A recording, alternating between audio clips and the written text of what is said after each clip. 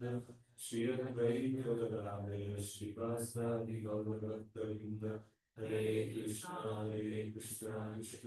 Hare Hare, Hare Rama, Rama Rama, Hare Hare. I'm happy to come to this Sarjapur Road Center for the first time.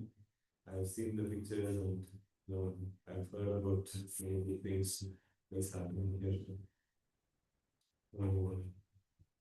Two things you guys to be done, disconnect your audio in the Zoom. You have to disconnect from the Zoom. I'll take it from mobile.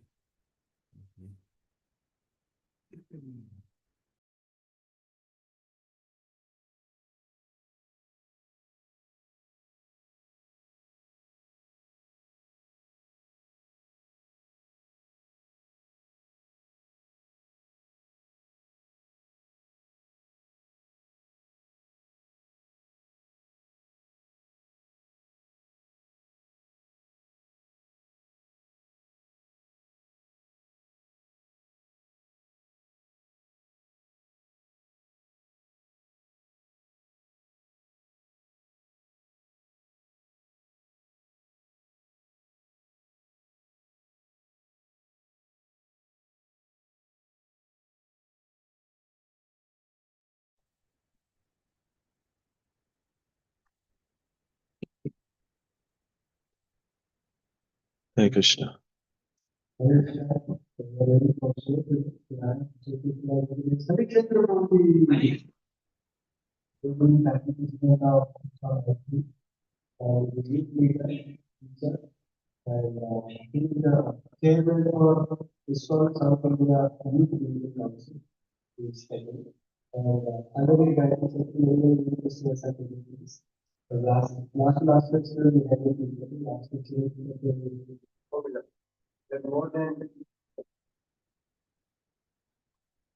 More than 1,500 milestones.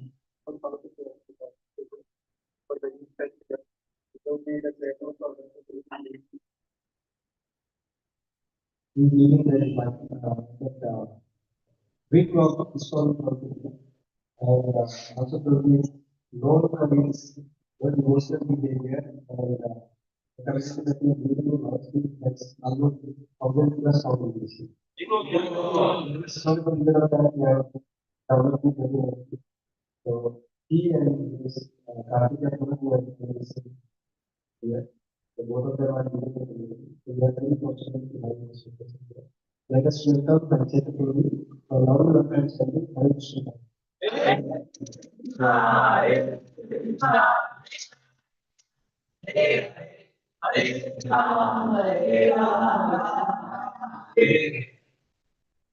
Hare Krishna. So initially I thought it is youth gathering. So like it is now combined.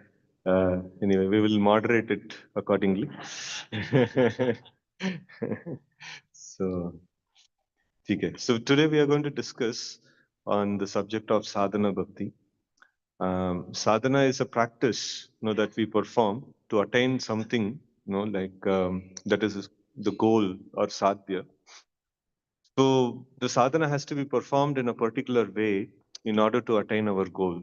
So that is, what is the fundamental principles behind the sadhana and why it is, like we all know that we have to attend arati, we have to read, we have to hear, we have to chant, we have to do, different things. So what's the, funda behind all this ones? And how the sadhana has to be placed and practiced. So this is something that we will analyze from this is basically like the summary of my Bhakti Shastri teaching, and especially the first 6 chapters ka Bhagavad Gita. So that is put into with the help of Chaitanya Charitamrita and Bhagavatam, few quotations from other places as well. So first and foremost, understanding our own position. So in Chaitanya Charitamrita and the Madhya Lila, there is a section that actually talks about different kinds of living entities, and then coming to the human form and coming to the position where we are. So there is 84 lakh species of life is there and all living entities are placed in one of these species.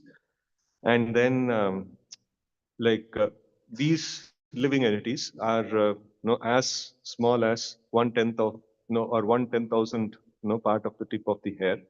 So this we have studied in Bhagavad Gita as well. And they are majorly divided into two categories, that is Stavara and Jangama. So that is moving and non-moving. And then they are amongst the moving. So there is very, very few living entities. They get into the Manushya Jati. And bulk of them, if you see, they will be in the category of Mlecha, Pulinda, Bauddha, and Shabara. So that is uncivilized category.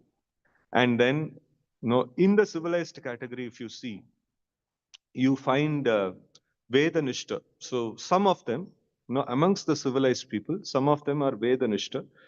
And in the Vedanishta, so many people will be only for namesake Vedanishta. No, we are followers of some Vedic Dharma and things like that. So, but bulk of them will not be actually following Vedanishta, Vedic literatures. And Veda Nisheda Papa Kare. So like they will be in the name of Vedas, in the name of following Dharma. So they will actually be following only Adharma. So then, amongst the people who are actually dharmachari, that means like who are followers of dharma, bulk of the people will be karmanishta. So they are following dharma. Why? Why we need to follow dharma? What is the next thing that comes after dharma? Artha. No. So if I follow dharma, so then I will get artha. And if I get artha, then I'll be able to satisfy my kama. So dharma, artha, kama is the this major purpose for which people actually come to the Vedic Dharma, Vedic literatures. So, and amongst such millions of people, Koti Karma Nishta Madhye, Eka Jnani Shreshta. So like very, very rare is that one person who's actually thinking that I should follow this Vedic, procedures and rituals and things like that for the purpose of awakening the knowledge. No, that's very, very rare. And then amongst millions of jnanis, one may actually be mukta. So like the siddhi for the jnanis is mukti. The siddhi for karmis is artha and kama, and siddhi for jnanis is moksha. And so there may be many people who are actually in the path of jnana, but amongst such millions of people, one will actually be a mukta, one will actually be a siddha in his path. And Koti Mukta Madhye Durlabha Eka Krishna Bhakta. Krishna Bhakta, Krishna's devotees is very, very, very, very rare. Very rare. So we all call ourselves as devotees. So whether we fall under that rare category or not, we will see in this presentation. So, and so now let's try to do another kind of a classification. So this is classification based on the modes of nature. So like what do we generally mean when we say a person is in mode of ignorance? So mode of ignorance means not willing to follow any rules and regulations. So that is mode of ignorance. So this is also technically called as anya bilashita. So like in fact, Bhakti Siddhanta Saraswati Thakur gives this definition of anya bilashita shunyam jnana karma adi anavritam. So in that, he mentions anya bilashita means no karma, no jnana, no yoga or bhakti. So anything falls apart from these things is considered to be anya bilashita. And interestingly, in Chaitanya Charitamrita, when Śrīla Prabhupāda gives word-to-word meaning to this word anya bilashita, he mentions no meat eating, no illicit sex, no gambling, no intoxication. Yatra adharma chaturvidam. So like this is anya bilashita means adharma. Dharma means karma, jnana, yoga and bhakti. These are all called as dharma. Anything apart from that is called adharma. So basically ignorance means one who is following adharma. That means he's not following any rules and regulations. He's not following any dharmic path. So passion means following the system of karma, for the purpose of karma means varnashrama dharma, for the purpose of material advancement, for the purpose of advancing in dharma, artha and kama. Dharma means following of varnashrama, and then artha and kama. For the purpose of artha and kama, if somebody is following rules and regulations very meticulously, that is called passion. And goodness means following a system of knowledge or following a system of dharma where spiritual advancement is. He wants to understand what is Atma, what is Paramatma, and he wants to progress in that direction. So that is mode of goodness. So mode of passion and mode of goodness both are fully packed up with rules and regulations. And mode of ignorance is going against the established rules and regulations. So now we'll see this in another very nice, interesting graph. So we have seen many things like there are many, many living entities in animal forms and things like that. In that, we saw that human beings are very rare. So from human beings, we see there is civilized and uncivilized. So that is there. So civilized means, that is also Śrīmad-Bhāgavatam describes. In the next slide, we will see.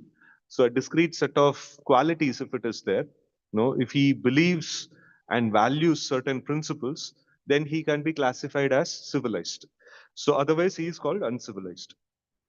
So in the civilized, you will find there is dharmic and non-dharmic. So what we call as dharmic is that falls under the karma, jnana, yoga, and bhakti. So this we call it as dharmic. Anything which is away from that is considered to be non-dharmic or non-Vedic. So even amongst the non-dharmic, there is God-centered, God-centered religions that are there. So God-centered religions, that is called Nirishwara Niti or Saishwara Niti, and then there is Nirishwara Niti is also there. So Nirishwara Niti means like there is our traffic rules and regulations. Is it made based on Vedic scriptures? No. It's made based on any of the religious scriptures? No. So it is just man-made laws. So man-made laws means there is no God center. There is no God-centric means it should be directly from God or it should be from the scriptures which are given by the God. So it is derived from such a source, then it becomes God-centric. So there is non-God-centric moralities there and God-centric moralities also there. And then comes the Vedic Dharma. So Vedic Dharma, so that we will see in the next slide. So next to next slide. So we will see the elaboration of Vedic Dharma. Before that, it is very important to understand what is civilized. So now in Śrīmad-Bhāgavatam 11, 17, 20 and 21, we find this wonderful set of qualities which will almost be equal to this 4 regulative principles.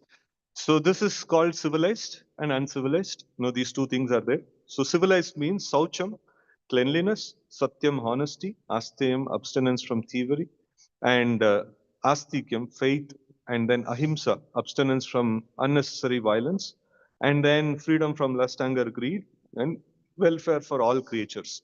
So these are all considered to be these like qualities of civilized kind of life. So sometimes if people see that devotees are preaching and then they are professing to give the highest philosophy and things like that, and if they see that their cleanliness is not very great, so then immediately they'll discount. At least in India, people know where to expect what. So if cleanliness is not there or if truthfulness is not there, so he's manipulating or he's telling lies and things like that and all. So then immediately they'll discount. ये तो LKG भी पास नहीं किया, किधर ये फिर PhD का चीज की क्या बताएगा? So immediately they'll discount. So these are all some things that we can see. Even the materialistic modern civilization, which is civilized, kind of nations, you will find, they will agree upon all these principles. So they will agree upon cleanliness.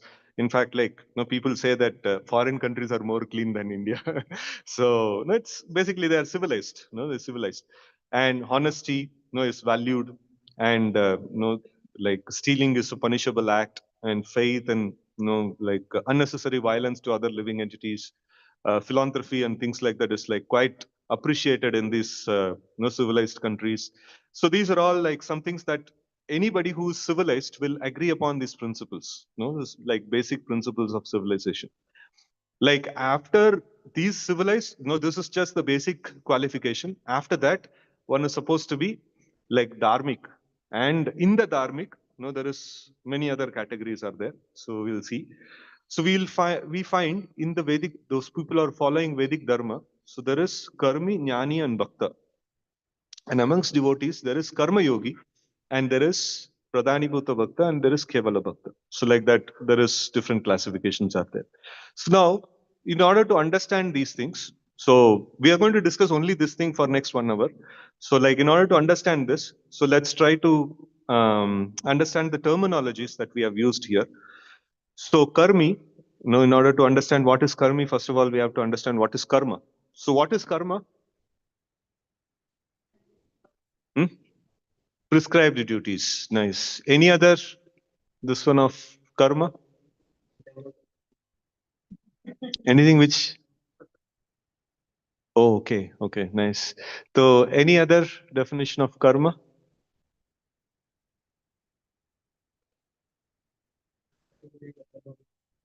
Okay. Akarma, vikarma, and sakarma. But karma as an activity, if we take, as prescribed as dharma, Vedic dharma, so what will you say?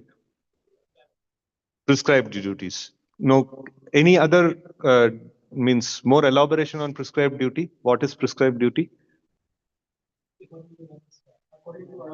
Varna and ashrama. Yeah. So Varna and ashrama duties is called karma. And what is bhakti? What is bhakti dharma means if I have to follow bhakti dharma, what I am supposed to do? Huh?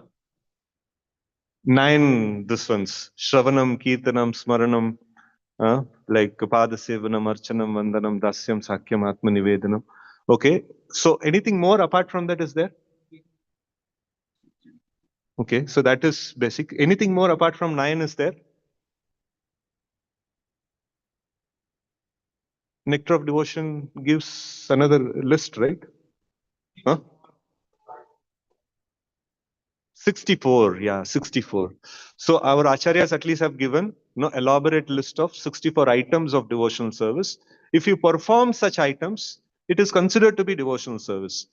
Can you tell any items of devotional service which is not part of this 9?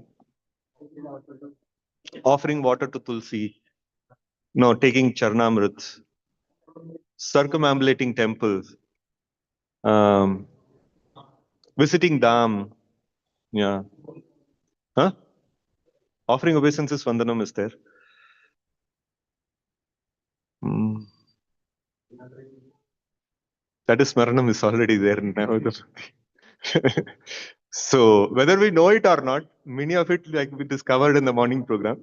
So like Prabhupada and Acharyas have designed it in such a way that we practice all these items of devotional service. It is nice, like you can go back and see the list of 64 items.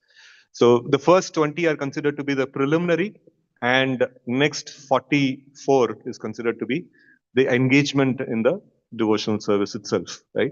So in that way, like you'll find very nice this ones, and in this presentation also we will see amongst this 64 what is the most powerful, most powerful, most powerful, and all these things.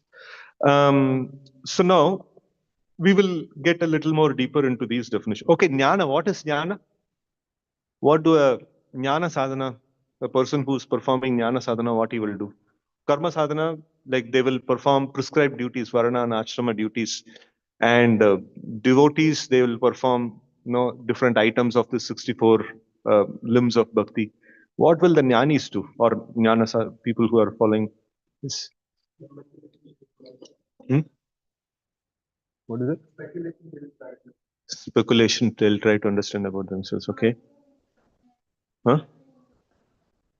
That may be the goal, but what will they do to attain that? They will read scriptures. Okay. Meditate. Okay. So, okay. Then perform austerities. Nice. Reading scriptures is fine. Perform austerities is fine. Anything else? Guru to like all karmi, jnani, yogi, bhakta, like everybody has to have guru. Without that, the whole system will not work actually. So, So they'll differentiate between matter and spirit, no? Analysis of what exists, no? They perform that. Then, is there any shloka that describes about the items of knowledge? Items of knowledge. In Bhagavad Gita, it is there. Amanitvam, Madambitvam, Ahimsa, Kshantirarjavam, Acharya, Pasanam, Socham. So all these things are just like your Shravanam, Kirtanam, Smaranam, like that. So these all produces bhakti towards the Lord. In the same way, these items, these are, how many items are there? 18, right?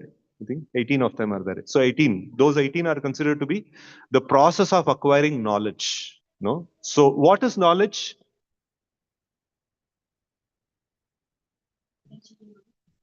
What is knowledge?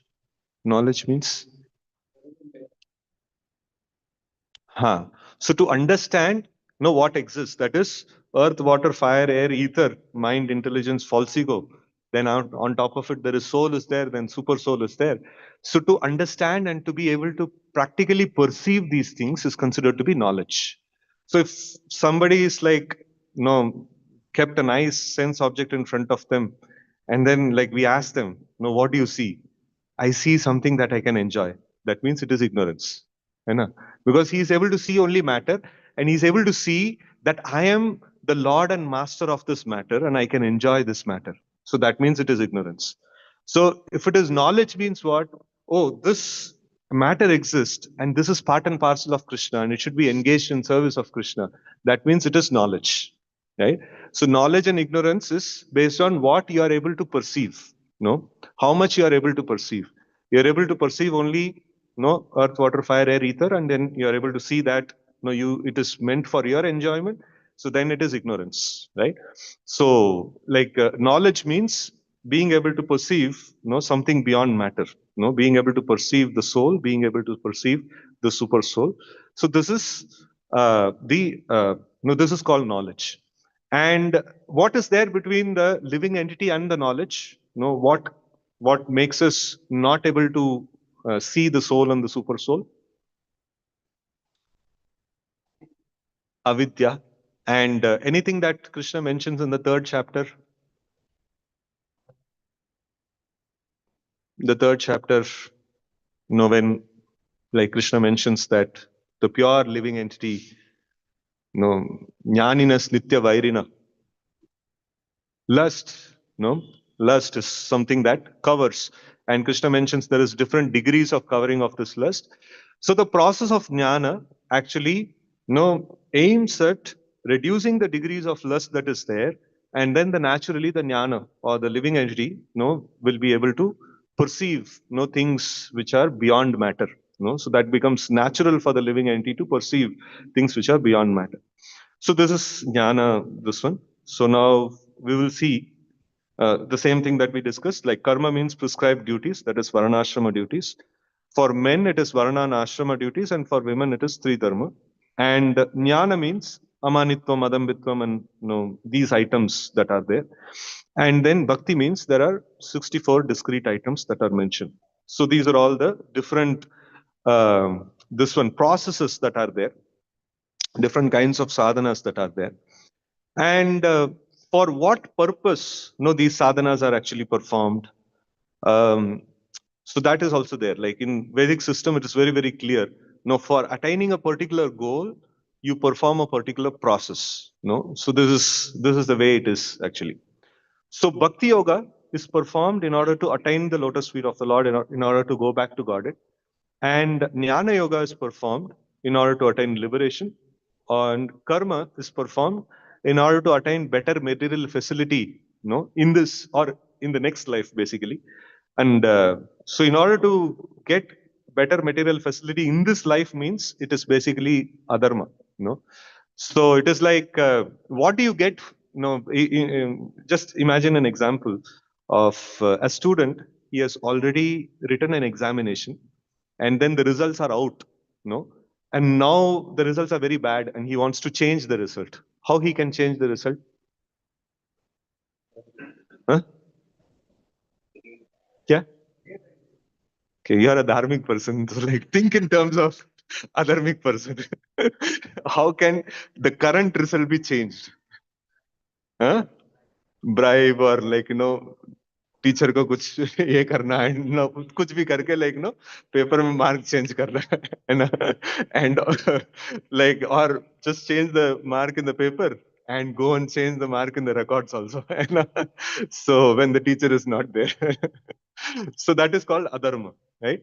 So now already the past life activities, we have performed many activities, and for that the results we are enjoying now. So like happiness and misery that is coming.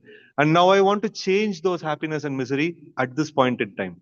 So then I adopt the means of adharma. So in fact, one devotee was mentioning this example, the very nice graphic example. So we all come from this one of the modern days, like I just order a product in Amazon, and then no, I don't like the product, I return it. And then I get married and I don't like the spouse. So and then so they divorce and things like that. So these are all culture is coming in different kind of a system. And but then you see when Śrīla Prabhupāda, when he was about to be married, and he told his father, "No, I don't like the girl that you have chosen." So then the father told, like, "Beta, tolerate karo, and no, and it will be good for you in the future." So, like Vedic system means focusing on one's own dharma, not focusing on happiness and distress. Happiness and distress will come based on my past activities. If I perform my dharma now rightly, my prescribed duties nicely, then the future is, very nice future is there. So I can like, either it be a karma, jnana, yoga, or bhakti, whatever it is, everyone will be focusing on what is my duty to be performed. That is something very important for them. So that is a Vedic thought process. And adharmic thought process means it doesn't matter what is the rules and regulations. It doesn't matter like what is the systems and things like that. No, if it is giving me happiness, I should do. If it is giving me distress, I should not do. So this is the standard of deciding what I'm supposed to do and what I'm not supposed to do in the category of adharma. So in the any dharmic person means he will say, okay, I am going through some miserable condition. It is because of my past activities. So, but that should not guide. No, that should not be the deciding factor what I'm supposed to do right now. So what I'm supposed to do right now is based on what is my duties. What is my like just like a student. If he gets a bad result, that should not affect his current studies. So it should inspire him to study nicely at this point in time. So maybe that result is giving him like distress, but he should not be focusing on that distress. He should be focusing on what he's supposed to do as a his role and responsibility at that point in time, right? So this is the dharmic thought process. So now we will see karmis, jnanis, and bhaktas are classified based on desires also. So this is what we saw is like karmi, jnani, and bhakta classified based on activities we saw. And now we'll see karmis, jnanis, and bhaktas like classified based on the desires. So karmi is a person. He follows. Technically speaking, we cannot use the word karma yoga process. So he follows the process of karma, and his goal is sense gratification. That is dharma, artha, kama. So that such a person is karmi. And jnani is a person who follows the process of jnana, and his goal is liberation. Such a person is called jnani. And who is a devotee? Devotee, the definition of devotee starts from a person who follows karma yoga process without attachment to the results, only for the desire of purification of the heart and to attain the lotus feet of the Lord or go back to Godhead and things like that. Such a person is called a devotee. That's the starting definition of a devotee. And further definitions of devotees are there. So the basic minimum is a person who follows the process of karma yoga and be detached from the results of karma. So detached from the results of karma means now if I do act of charity, so in the future, so to what kind of a person you have given charity, so then to that extent, like multiplication of that, you will get returns in the future. So now if I perform charity to a very Vedagya Brahmana, so then like I will get many, many fold returns of that charity in the future. But a devotee who's following the karma yoga process, he will be performing this because he'll also be performing this charity. A karmi also will be doing the very same activity. So, but no, a devotee, when he performs charity, he is thinking that no, I don't want this return of manifold returns in my this one. I only want the purification of heart. No, I want to attain the lotus feet of the Lord. I want purification of heart. And for that purpose, I will follow the rules and regulations of karma, right? So in that way, he starts.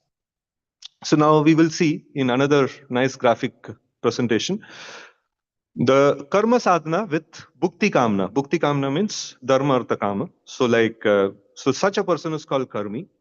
And better than such a karma sadhana is a jnana sadhana with moksha kamna. No, so jnani is better than karmi, and jnana sadhana is better than karma sadhana. So and then yoga sadhana with siddhi kamna. So he is called as yogi, and such a yoga sadhana is much better than karma sadhana. But then, no, Krishna gives a very amazing twist in Bhagavad Gita. He says, a devotee who's practicing karma yoga, no, technically speaking, he is also doing karma sadhana only, but he is much greater than the yogi. He is much greater than jnani. No, he is much greater than karmi, jnani, and yogi. So this is something very interesting. This one, and this is something like the crux of the first 6 chapters. In fact, like in the 3rd chapter, 4th chapter, 5th chapter, no, it's continuously like Krishna and Arjuna is it's discussing this particular point that Krishna has told Arjuna that you have to be a jnani, you have to develop jnana. And then Krishna is also asking Arjuna to, what is the contrary instruction that Krishna is giving? Fight. And Arjuna is telling see, fight, it's my prescribed duty. I am a Kshatriya Grahastha, and there is a call of duty and I must fight. So, but why should I fight? No, what will be the result of karma sadhana?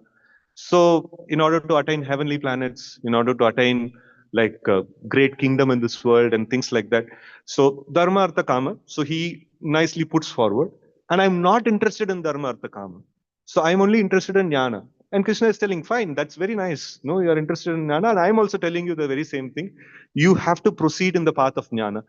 And then the first principle in the jnana yoga is taking sannyas. And Arjuna says, allow me to take sannyas. And Krishna says, no, you should fight. Confuse mat karo. So what am I supposed to do? No, you should proceed in the path of jnana. ठीक है. So then allow me to take sannyas. No, you should fight. So this is something no, that is not tallying with Arjuna's understanding of what Krishna is telling. Then Krishna says, you see, this karma yoga process or karma sadhana, if you perform it with attachment to the results, like going to heavenly planets or becoming very great in the next life and things like that, so then it is called sakama karma, and such a thing will bind you to this material world, and such a thing will offer you better material facilities and things like that. But if you perform nishkama karma, it is as good as jnana. It is as good as what the result you will get in the jnana yoga, same result you will get in the nishkama karma also. So now then Arjuna says, fine, if it is going to be the same result, allow me to take sannyas. I'll better do that, So, so and I'm not able to understand कि कैसा दूसरों को सिर पैर काटने में ज्ञान उत्पन्न होगा. I'm not able to understand that. Allow me to take sannyas.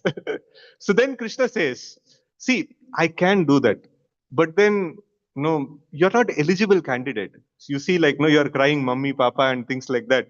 How can you take sannyas? No, you're attached to material things. If you're attached to material things, then you have to perform the material activities in a particular way that you will become detached from the matter over a period of time.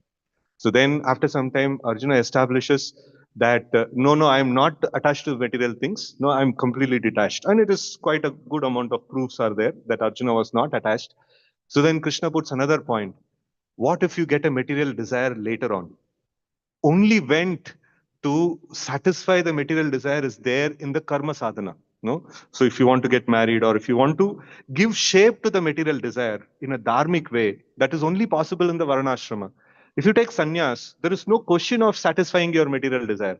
So what if some material desire comes later on? How will you handle it? Better be, better perform your prescribed duties.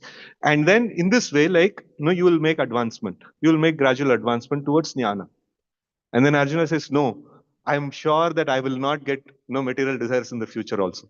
Then Krishna says, you see, great personalities, Siddha Purushas like Janaka and all these personalities, even though they are liberated and they are, like completely in this transcendental plane, even they are performing the prescribed duties. What to speak about these Siddha Purushas? I am Supreme Personality of God and I am performing prescribed duties. Why are you not performing it? So just to set example, people who are liberated, only they can set example for others. So I understand you are my eternal associate and things like that, but still you should perform prescribed duties just to set example for people in general. So in this way, Krishna doesn't give any gap for Arjuna to take sannyas, and he forces him to perform prescribed duties, and he convinces him. This karma sadhana also can produce, it has two-prong effect. If it is performed with attachment to the desire, with attachment to the material results, it is called sakama karma, and that produces like material effect. And then nishkama karma is as good as jnana, and if it is performed with few more elements, then it is as good as bhakti, right? So this kind of a karma sadhana is much better than like the jnana sadhana and yoga sadhana with siddhi kamna and moksha kamna, right? So now even more greater than this karma sadhana is a maximized devotional service, pradhani bhuta bhakti, which is considered to be intense Krishna consciousness or pure devotional service. And then even more greater than that is kevala bhakti or exclusive devotional service. That is called super intense Krishna consciousness. And we see that in the Bhagavad Gita, first 6 chapters, Krishna and Śrīla Prabhupāda glorify that devotee is better than karmi, jnani, and yogi. So that is this number 4. What is mentioned? Because first 6 chapters deals with what? Karma yoga. So that is what is glorified. Swalpamapi asya dharmasya means like a devotee. What is it? No, a devotee in karma sadhana, basically. So that is a little bit of Krishna consciousness or a little bit of bhakti, right? So which is technically called gunibhuta bhakti, right? And this one is better than jnana and jnani and karmi, who's having basically like desires other than attaining the lotus feet of the Lord. Okay, so now we will go a little more deeper into these terminologies now. Bhakti means there is 64 discrete angas. And what is the nature of bhakti? The nature of bhakti is the act itself is very powerful. You don't need to perform the act and offer it as an offering to the Lord. The very act itself is considered to be bhakti. The items of bhakti are, directly they are considered to be bhakti. And they are very powerful and facilitates rapid advancement. So you all might have heard this story of rat, which used to go to a temple and then eat the ghee wicks, that is offered to the Lord. And one day, wicks was still burning, and the rat went and grabbed it, and mouth was burning, and so he was jumping, and his jumping came in the form of an arati, in front of the Lord. So the act of performing archana is so very powerful, whether with knowledge, without knowledge, whatever may be this one condition, if one performs the act of bhakti, it immediately starts acting. So it is very powerful. And in other Puranas, it is mentioned about a bird, which is about to die, it has fallen off from the sky, and a dog just picked up the bird in the mouth, and it was just roaming around aimlessly, and he happened to go around a temple. Parikrama ho gaya. The bird itself did not do parikrama. A dog who's having the bird in the mouth, he did parikrama, and the bird got no benefit of performing that. And Garuda and snake also you might have heard. So Garuda was taking his Mahaprasad snake, and going when he was going the snake about to die, and he touched the Ganges water. So that is an act of bhakti. So all these personalities, they performed an act of bhakti and they did not get an opportunity to perform any offense or sin or any other activities. So, like, it's very, very powerful. No, the act of bhakti itself was super powerful. And Garuda actually took him, back to Godhead. He got Chaturbhuja Rupa and things like that. So, we see amongst these 64 items, the most powerful are like Bhajanera Madhya Shreshta Navavida Bhakti Krishna Prema Krishna Dite Dara Mahashakti. So this 9 items. So what it means to follow Navavida Bhakti? What it means to follow Navavida Bhakti? What does this shloka means basically? Navavida Bhakti, like who can be called as followers of Navavida Bhakti?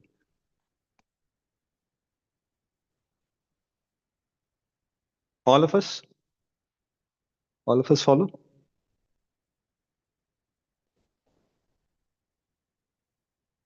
इतना doubt में आ गया ले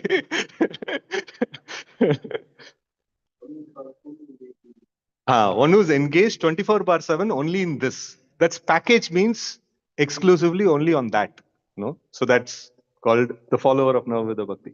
Otherwise, like Karmi in the Vedic system is also supposed to follow like Shravanam, Kirtanam, and things like that. Without that, he will not be able to get the result of his material facility. No, so even he is supposed to do like any Vedic dharma must be preceded with bhakti. No, that is necessary.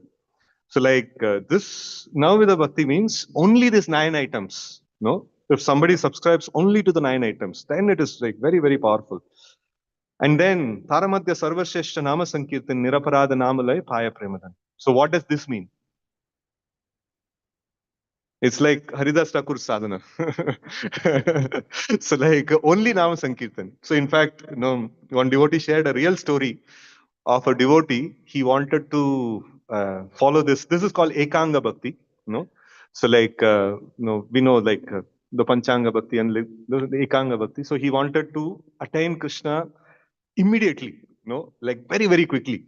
So then like he was told, okay, if you want to get your goal in such a fast time, so then you have to follow Ekanga Bhakti. So then he told, okay, fine, कर लेंगे. हम तो बहुत कुछ किया life में, इसको भी कर लेंगे. So and then he went to Vrindavan and he found like somebody who's following Ekanga Bhakti. He told Prabhuji, हम Ekanga Bhakti करना चाहते हैं. ठीक है, like माला उठाओ, जप करो. तो जप किया उन्होंने. थोड़ी देर के बाद बोला like no, Prabhuji like थोड़ा भूख लग रहा है. भूख लग रहा है, like no, see when the sun comes to the center, we'll go out for Madhukari and whatever comes by the mercy of Radharani, we will accept it. And तो ये तो माला को छोड़ के like no, sun को देख रहा है, कब आएगा sun बीच में. And by Krishna's mercy, like sun came to the center and they went out for Madhukari and they got some food. And they ate, and he told Prabhuji, ये तो spicy है. अरे चुप, like no, whatever comes by the mercy of Lord, you should accept it. And खाया उसको, and no, कुछ दिन में health खराब हो गया उसको. And then, so then he told Prabhuji, अभी डॉक्टर के पास जाना है. डॉक्टर, अरे जब करो और मर जाओ, that's it. एकांग भक्ति करने वाला और क्या है, like और कुछ नहीं लाइफ में, just माला करो and भगवान का इच्छा है तो क्योर करेंगे, नहीं तो मर जाएंगे, like that's it. And अंत में बैक टू गॉड जा रहे हैं हम लोग. तो बोला like no, ये तो बहुत भयंकर है, मेरे से नहीं होगा. So we have this experience, right? Like when somebody comes to the temple newly, you tell that अगर भगवान का नाम लेंगे, अरे क्या लग रहा है, मैं तो धार्मिक हूँ, लाइक भगवान का नाम तो ले डेली ले रहा हूँ मैं. नहीं लाइक ये माला है, लाइक इसमें बैठ के लाइक 108 बार जप करना है. सो 108 तो ये तो बहुत ज्यादा है. सो नहीं 5-7 मिनट लगेगा, लेकिन बैठ के जप कर लीजिए. ठीक है 5 मिनट है तो ठीक है. And then after some time Prabhu ji like अभी तो लाइक कुछ तो हमारा भक्ति स्टेप्स आ रहे हैं, लाइक 4 माला करेंगे तो आपका सर्टिफिकेट देंगे. 4 माला नहीं तो बहुत ज्यादा है. तो नहीं लाइक हम सब 16 माला कर रहे हैं, आपको जस्ट 4 माला करने के लिए बोल रहे हैं, लाइक कर लीजिए. And in that way like कैसे धक्का मार के लाइक 16 राउंड्स में आता है. So like that is different. one round का chanting is different, 4 rounds is different, 16 rounds is different, and this is like 192 rounds. This is Taramadhya Sarvashreshta Nama Sankirtan, Niraparadi Namalai Paya Premadan. So it's very, very powerful, super powerful package, but it is super difficult also. It also requires quite a good amount of Jnana Vairagya Bhakti to accept this kind of a process. And then elsewhere in Chaitanya Charitamrita, this is also mentioned, Panchanga Bhakti, Sadhu Sangha Nama Kirtan, Bhagavata Shravan, Mathura Vasa Srimurti, Shraddhaya Sevan. Sakale sadhana shrestha e panchanga Krishna prema janmiya e panchera alpa sangha. So alpa sangha means like basically like when you go to yatras and things like that, at least 2-3 days, you have only these 5 items to perform. So that's why yatras are very, very inspiring to us. So why? Because from morning till night, we don't have anything else to do except for these 5 items to perform. And generally the yatras are conducted in some holy dhams and things like that. So we get to perform these 5 angas of bhakti, exclusively. So that's very, very powerful. That's why we find, in yatras like, we make tremendous advancement, we get tremendous inspiration and things like that, because we perform a different kind of a package, over there, and which gives us, like tremendous amount of spiritual advancement. What advancement you do in 2-3 days of yatra or maybe a week's yatra, you will not be able to make such advancement in throughout your whole year, or maybe throughout few years, what you cannot make, in one few days, you can actually make, because the package is very powerful, so the activities that you perform is very powerful, and if it is performed without offenses and without any other distractions, so then it produces result. So then what about my regular job, that I perform? Is it considered to be bhakti? It can be called as indirect bhakti or Sangha Siddha Bhakti if the work is dharmic according to the Varna and Ashrama, and if it is performed along with direct devotional service. It is not that like I give up my chanting, reading, hearing, and then I just simply do this thing. No, so then it is not called as devotional service. If it is if devotion, if the goal of life of the person is, I want to go back to Godhead, I want to attain the lotus feet of the Lord. Okay, so now I cannot perform only the 64 angas of bhakti throughout the day. I don't have sufficient faith that Krishna will maintain me if I just do that. So I need to perform some activity to generate my economic needs. So then what activity I can perform? So I have to perform a dharmic activity, a dharmic way to earn my livelihood. And just to support my devotional activity and just to support my, like family and stuffs like that. So without desire for the results means like if I perform my dharmic activities, in the future I will become a rich person. No, that kind of a attachment should not be there. No, in the future I want to go back to Godhead. In the future I want purification of heart. No, this is what a devotee actually desires. And so with desire of this purification of heart and being detached from the results, basically nishkama karma, he has to perform. So then such kind of a nishkama karma also can be called as devotional service. So if you know the technical this one of ISKCON's activities, ISKCON is a charitable organization, registered as a charitable organization, and charitable organization cannot perform any business, right? So but in all our temples we have books are sold and paraphernalias are sold, and Govinda's restaurant, it's world famous, and so business hai pura khol ke business kar rahe. So what is this, like how can a charitable organization can perform a business? So the logic is that uh, even income tax department also understands this one. If the business income is less than 5%, if I'm remembering right, 5% or 10%, one cap is there. If the business income is less than 5%, that is also considered to be a charitable income, and that is also exempted from income tax. But if business income is more than 5% or whatever is the allowed limit, so then even the donations that you are giving, we have to pay income tax on that. So then they will consider the whole of ISKCON is a business entity, and the entire income of ISKCON should be taxed actually. So, but if it is less than 5%, so then it is even the business income is also exempted from income tax. So what do we derive from here? We derive from that in this. My main activity is devotional service, and my side activity is my dharmic livelihood. No? So when the dharmic livelihood takes up the prominent position, no? So then that becomes my devotional service is also called as karma. No, but when bhakti takes prominent position in my life, then my work is also called as devotional service, right? So this even our income tax department seems to understand. So I think we should, so we should we should also understand this. So technically in the scriptures it is called as nirashira nyaya. So in a glass of in a glass, if there is 80% water and like 20% milk, so it is called as milky water. It's water, but it's having some milk in it. And if it is 80% milk and 20% water, little watery milk. No, it's milk, but it has some water. No, so like that. So we should see that what proportion we actually do this one.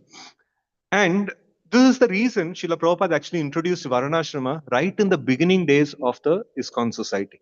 So when Srila Prabhupada introduced Krishna consciousness in the West, he actually introduced in a very, very amazing form. Like those people who are recruited into ISKCON, so they have to attend Mangalarti, then after that chanting, then after that Guru Puja, after that Bhagavatam class, after that Prasadam, then after that go out in the streets and chant Hare Krishna or distribute literatures for 6-7 hours, and then come back, attend Gaur Aarti, Bhagavad Gita class, Krishna book reading, and sleep. So it's like, then it is called Sankirtan mission. No, it's called Sankirtan mission because the only activity that was happening in the mission was Sankirtan.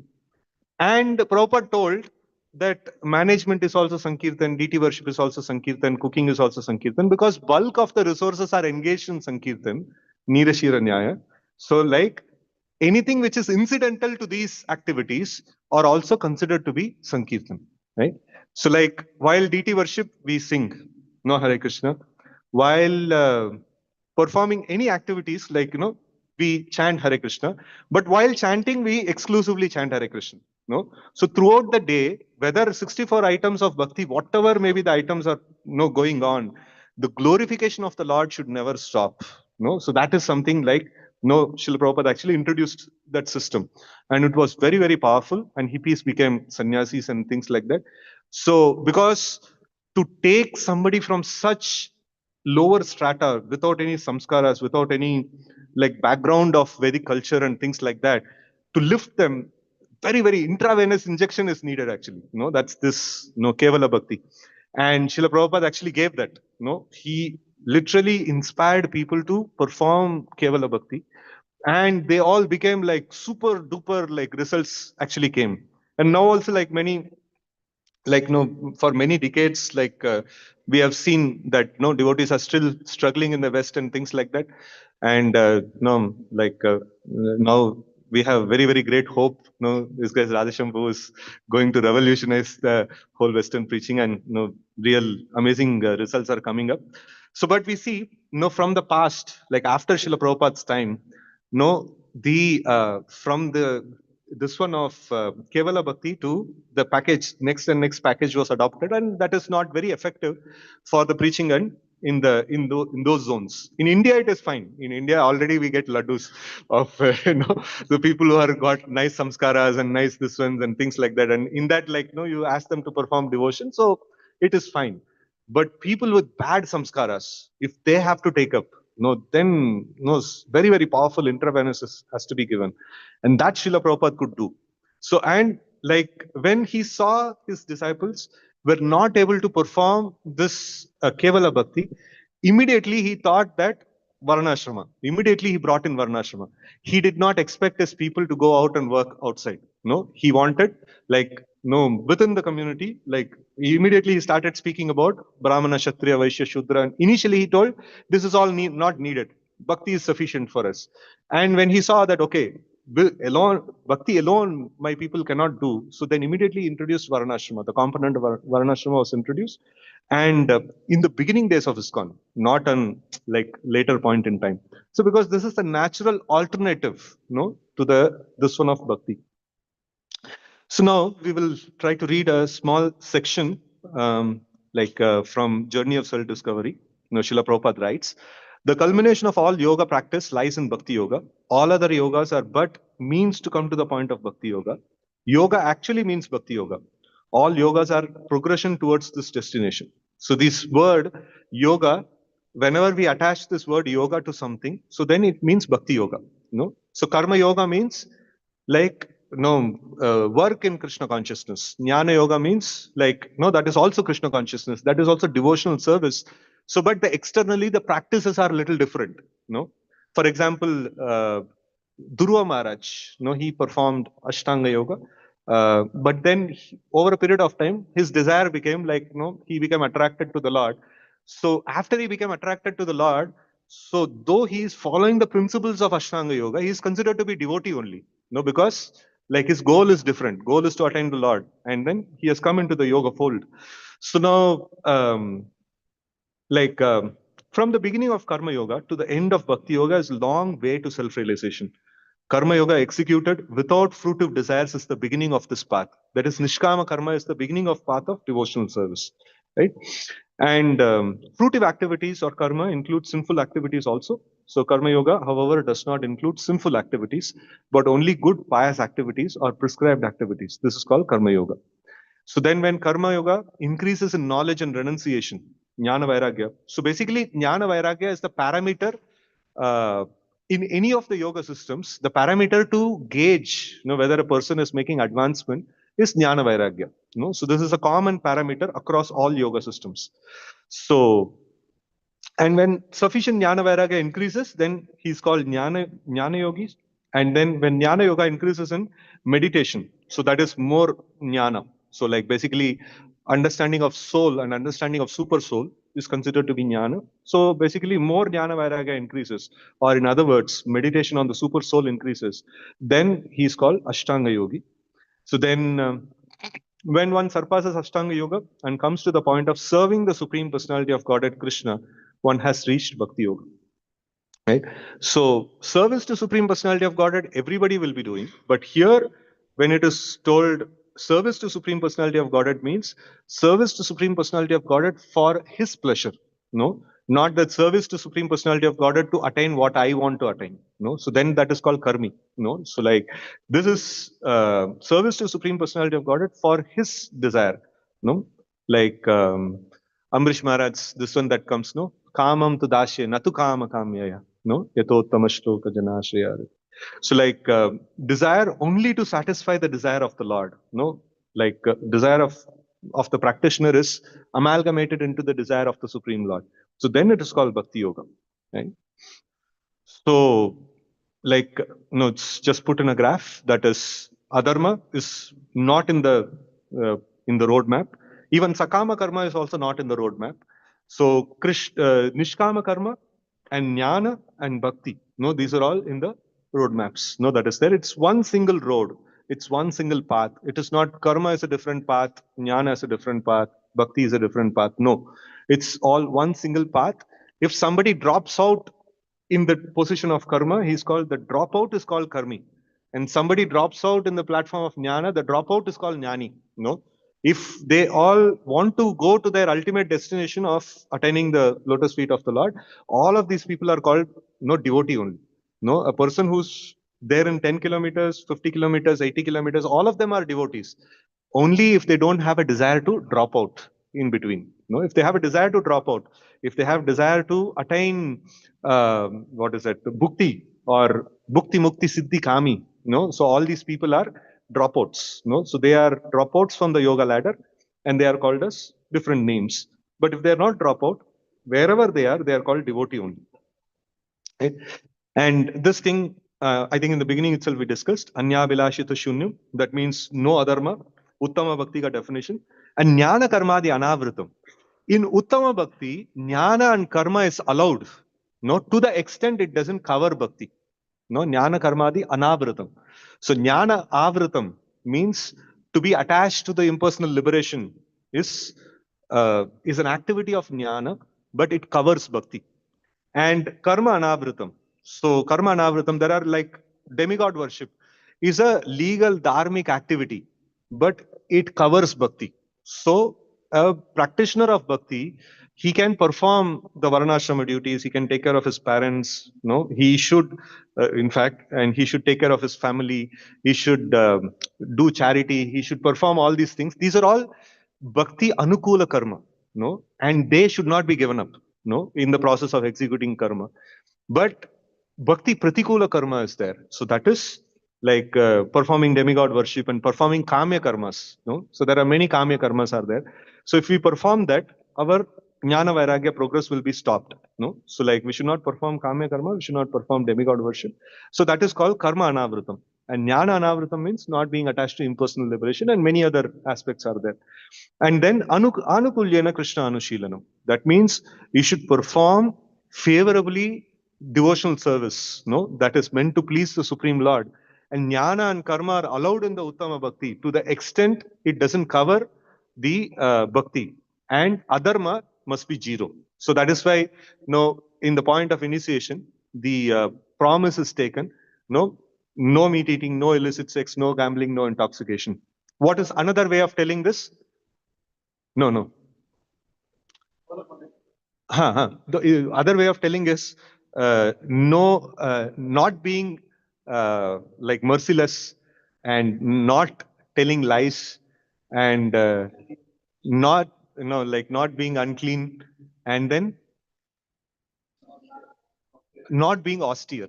No, so this is also nice to remember actually. So it is not that like, no, if I'm not engaging in illicit sex, no, like I'm following four regulative principles. If I keep my room dirty, so I'm breaking four regulative principles. No, where I will make advancement? No, there is no possibility, right? So like other way of defining this four is also very important for us. No, it's very very important for us actually. No, so anyways, like no, this is the Uttama Bhaktika definition. If anywhere anything is going wrong, no, then the progress will not be there. Then the result will not be there, right? So one should perform the angas of bhakti. So that is mentioned. No, the spiritual master says chant 16 rounds, follow for regulative principles. Then what else he says? Initiation oath.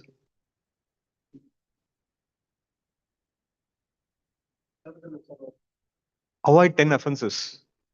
No, so like avoid 10 offenses. Yes, no, serve the mission. So there is like this is there. So that serve the mission comes with all 64 angas. You know, so and live a dharmic life. No, for grahasthas, one more thing has to be added. If renunciants are taking initiation, so they can be told, okay, serve the mission and chant, avoid offenses, and avoid the sinful activities. And this one, grahasthas, like okay, no, your vritti should be sato vritti. No, you should have a dharmic activity, no, to be performed. Right? So this is called Uttama Bhakti.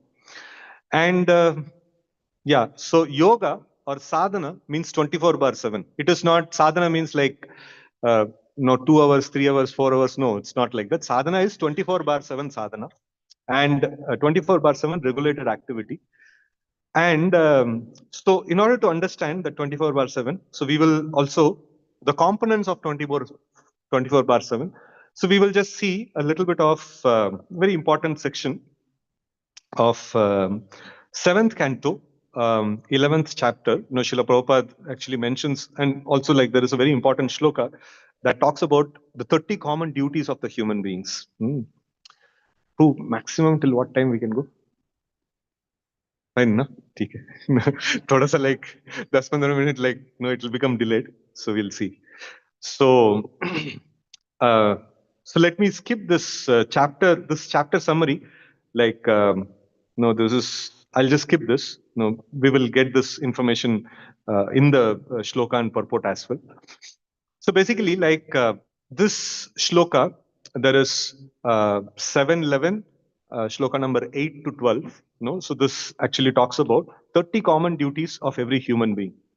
And if you see these common duties, that is truthfulness, mercy, austerity, bathing twice a day, tolerance, discrimination between right and wrong, control of mind, control of senses, non-violence, celibacy, charity, reading of scriptures, simplicity, satisfaction, rendering service to saintly persons, gradually taking leave of unnecessary engagements, observing the futility of unnecessary activities of human society, remaining silent and grave and avoiding unnecessary talk, considering whether one is body or soul, distributing food equally to all living entities, both men and animals, seeing every soul, especially in human form, as part and parcel of Supreme Lord.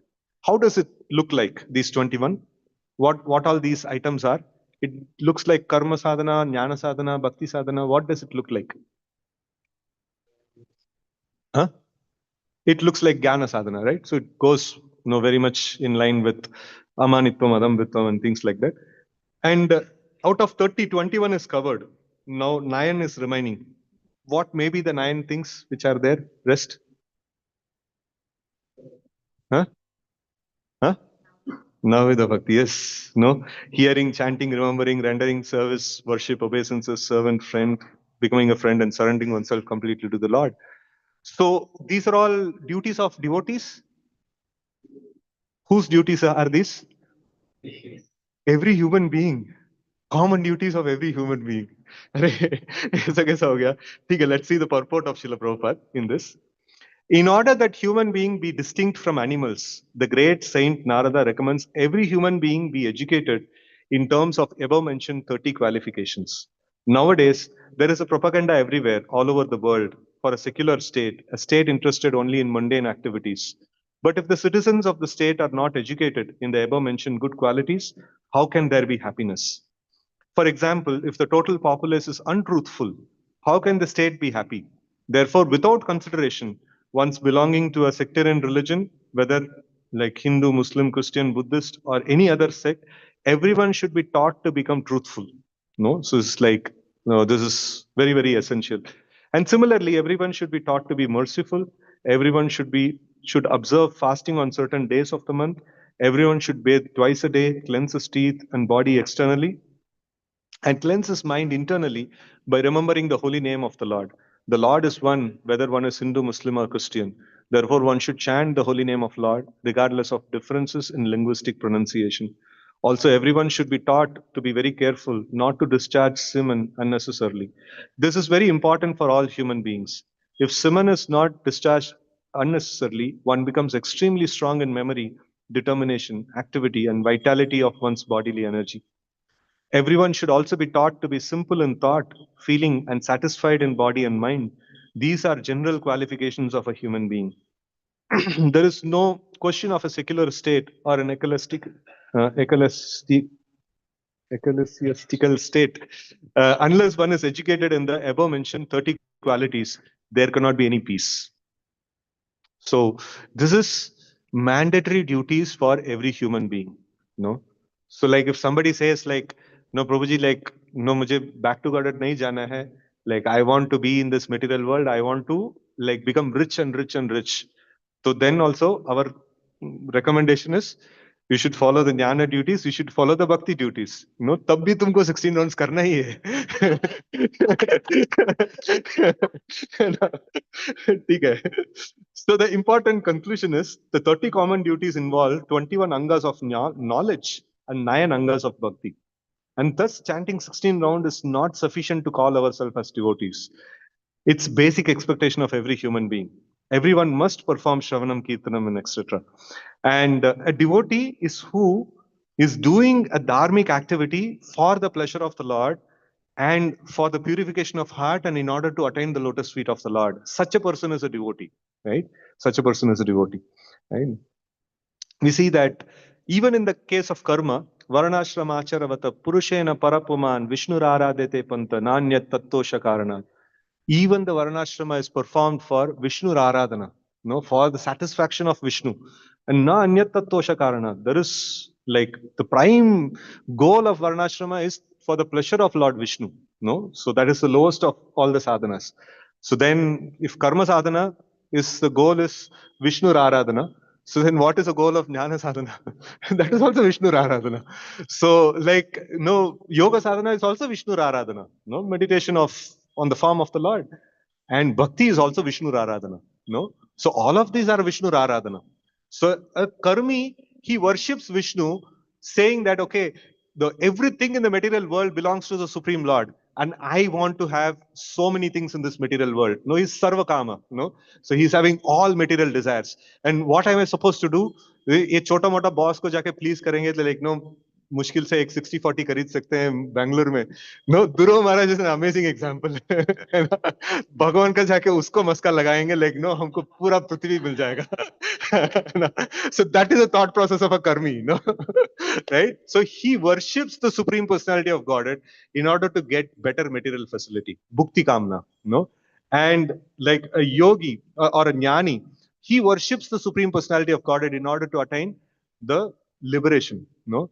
And a devotee, he worships the supreme personality of Godhead in order to serve the Lord as he wants, no, not as no oneself wants, right? So, but then the whole process, all the dharmic process, the central point is Vishnu Aradhana. No, you find, you go and analyze all the Vedic mantras, no, which talks about the karma kanda rituals and things like that. It will be replete with so much of chanting of the names of Lord Narayana, no, Vishnu, no. So without chanting of the names of Vishnu, there is no karma kanda that is there. No, every karma kanda ritual must be, no, like with fully there with no Vishnu Aradhana. Okay, so now then what is this karma yoga, jnana yoga, bhakti yoga? Like, no, it seems to be completely overlapped everywhere. Like, no, so we'll see this thing. Karma, jnana, and bhakti is always practiced as a package. No, you see that there is different packages are there. There is a package karma, jnana, and bhakti, and there is another package. If you perform karma, jnana, and bhakti, you are called karma yogi. No, and if you practice jnana and bhakti, you are called jnana yogi. And if you practice only bhakti, you are called bhakti yogi. No, so that's one kind of a classification. Karma, in fact, loses its life, or it cannot stand its own on its own leg, no, without the support of bhakti. Nobody can perform pure karma. No, I'll follow only varnashrama duties, no jnana duties, no bhakti duties. No possible. It's not possible. Jnana also loses its life without bhakti. Bhakti alone is independent. No, it can be performed without the support of other items. But jnana and karma definitely requires the support of bhakti. Without the support of bhakti, jnana and karma cannot stand. Right? So Bhagavat Bhakti Hinasya Jati Shastra Japa Tapa Apranasya Dehasya Mandanam Lokaranjanam. If you remove Bhagavat Bhakti from any of these packages, the package itself will become dead body. No, so karma will not produce its result. No, a karmi cannot get better material facility, and nishkama, no, karma yogi cannot get his jnana. No, so that is why you see, even in the first 6 chapters, which talks about karma yoga, you find the components of jnana, you find the components of bhakti, you find the components of karma. Without these components, the karma yoga will not be complete. No, so it is, sometimes people say like, okay, Prabhupada has given bhakti everywhere. No, it is not. Prabhupada has, no, properly he has explained the process. No, and sometimes people say like, in karma also Prabhupada tells about bhakti, in jnana also Prabhupada tells about bhakti. What to do? Karma yoga is bhakti only, jnana yoga is bhakti only, and bhakti yoga is super intense bhakti.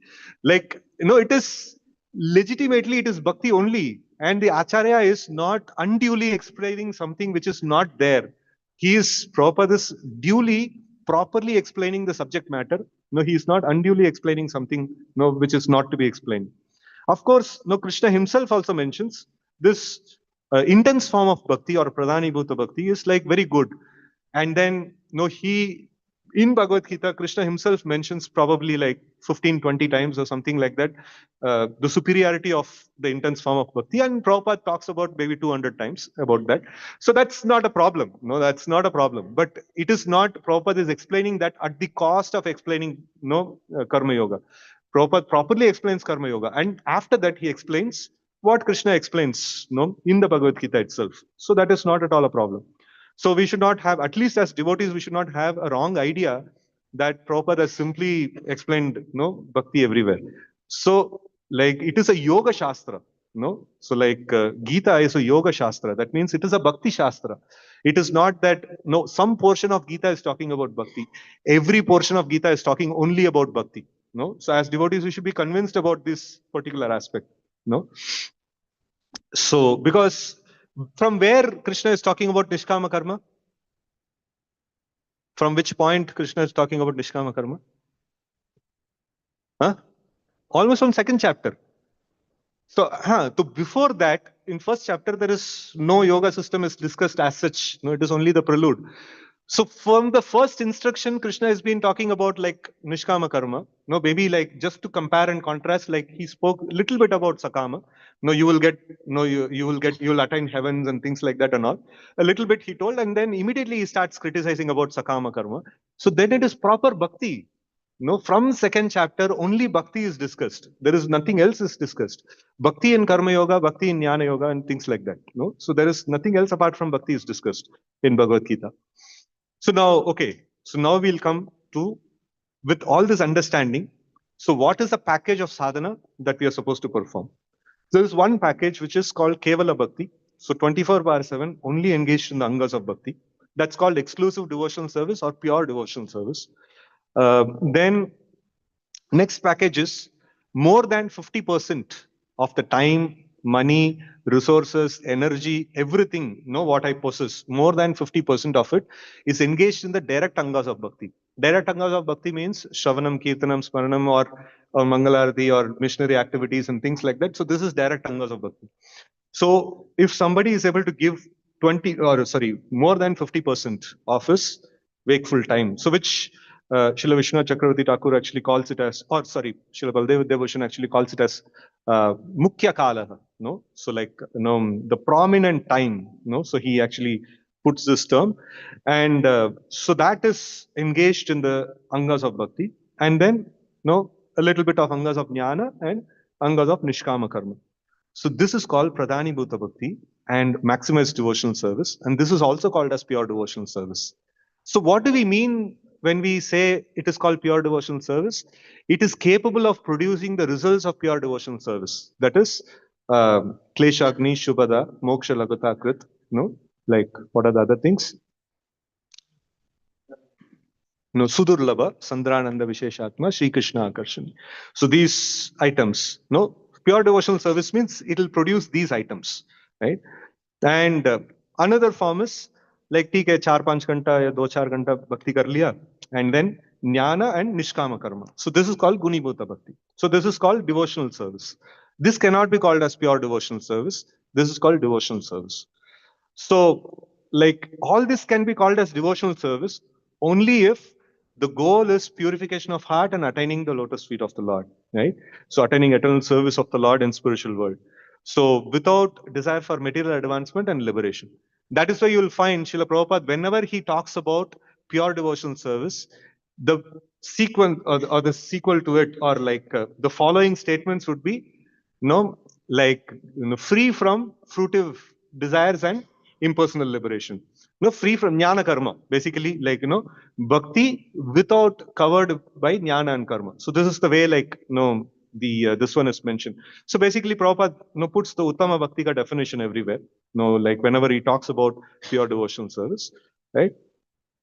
So now, also like pure devotional service means to spend 50% of one's resource, time, energy, money, and everything. So that's how, like Srila Prabhupada also mentions, like, 50% to be given as donation. That is for people who want to attain the lotus feet of the Lord very, very quickly. So then, people who want to go a little slow, they can give 5%, 10%, 1 rupee also you can give, not a problem.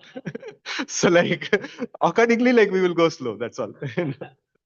So, okay, now we see, this Krishna Bhakta Nishkama Ataya Vashanta, Bhukti Mukti Siddhi Kami, Sakali Ashanta. And no, okay, so this one that, like this Krishna Bhakta, we saw that it is very, very rare. That is about pure devotional service. Who is, I knew one of our congregation devotees, like not the current congregation, like maybe 10, 15 years before, he was there in Bangalore. He was very, very clear about this one. He was working with, if I'm not wrong, he was working with HP. And he told, a very tremendous preacher, very, very powerful congregation preacher. And he told his employer, if I'm not wrong, he was working for HP. He told them, see, like, I can work only for 4 hours. Whatever you give, whatever promotion you give, whatever salary you give, I don't mind. I can only work for 4 hours. And he was so tremendous preacher. Like, at that time, like, he created like a huge wave of like, in fact, he was a very prominent member in creating the first 100 Bhakti Vrikshas of Bangalore. So that time we all were together in one temple, Seshadripuram. So he was like very, very amazing preacher actually. So this is like Pradhani Bhuta Bhakti, no? So that is acceptance of pure devotional service. So pure devotional service is very rare. Even in ISKCON scenario, it will continue to remain rare. No, it is very, for many, it is quite scary, no?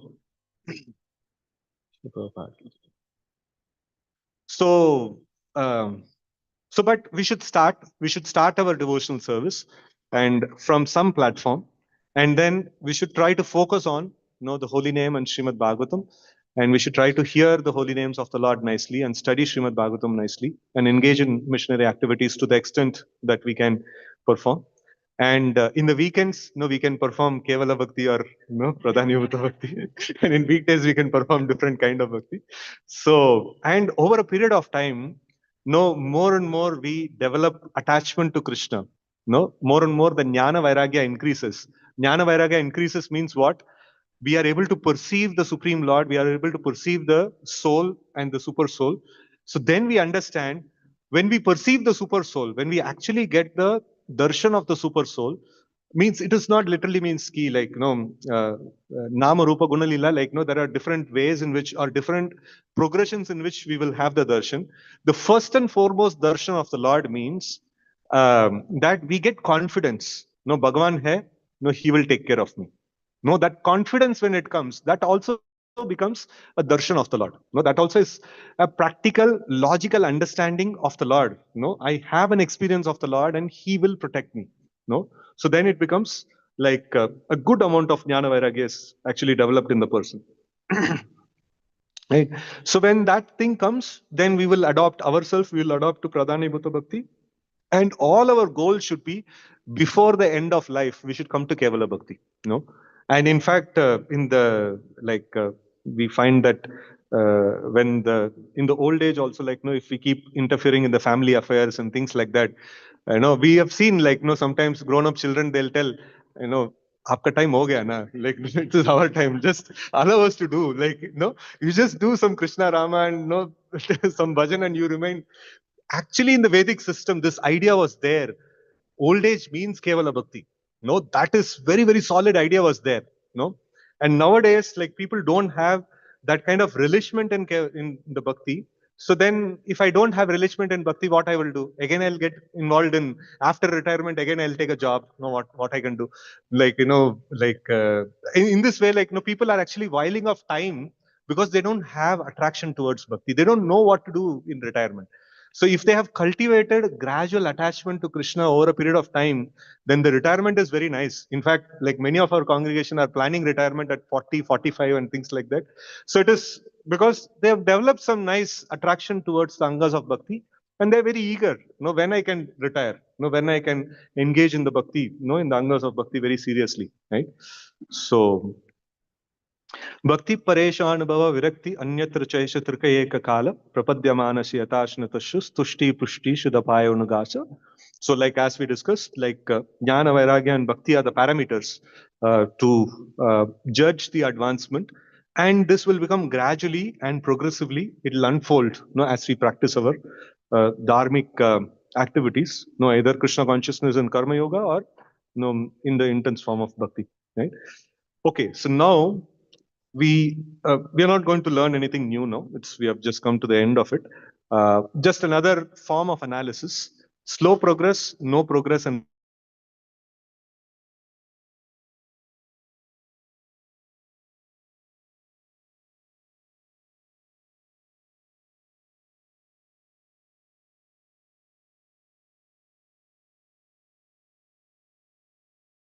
other dharmic processes. It produces little slow results. Like a very powerful medicine, it is diluted. No, it gives results. But still, what is giving the result? No, in a diluted medicine, what gives the result? If I dilute the medicine with honey or some water or something like that, what gives the result? Medicine itself. So if I dilute bhakti with karma or jnana, what gives the result? Bhakti itself. In karma yoga, no, the results of Karma Yoga is produced by the component of Bhakti which is there. In Jnana Yoga, the result is produced by Bhakti component which is there. In Bhakti Yoga, to like, no, if we perform it full, then it produces tremendous results. So when we add other processes, it slows down the process. And when it is performed along with Kama, material desires, so then it is called sakama, then it stops the progress, so no progress, no. And then when it is performed with offenses, we make regress, no. So this is this one. There is a nice, graphic picture is there, so which I'm not able to show you now.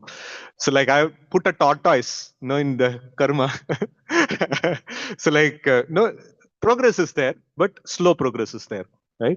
And then if I have material results, attachment to the material results, so then it is like Bhakti Siddhanta Saraswati Thakur describes that story of marriage party, no?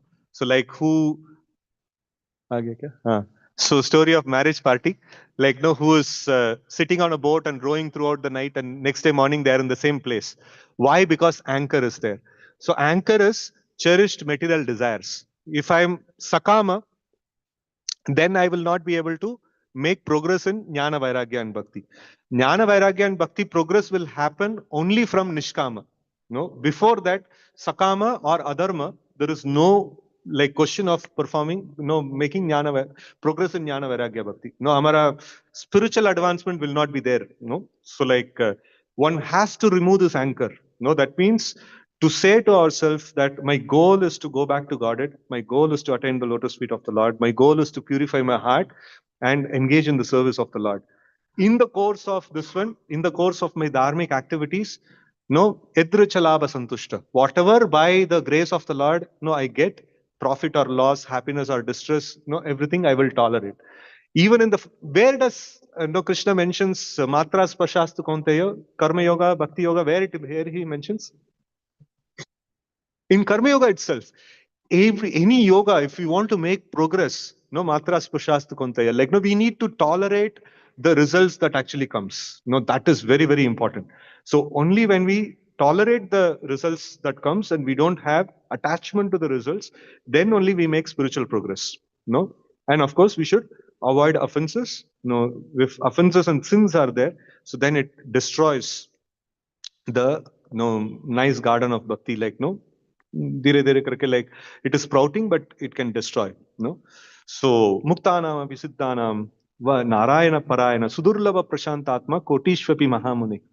So such people are very very rare. No, such people are very rare, where like no, they are accepting intense form of devotional service and they are determined to go back to Godhead. And no, नींद में भी उठा के पूछेंगे like no, what you want to attain, goal will be like very clear, Krishna fame. Yeah, like no, I want to go back to Godhead.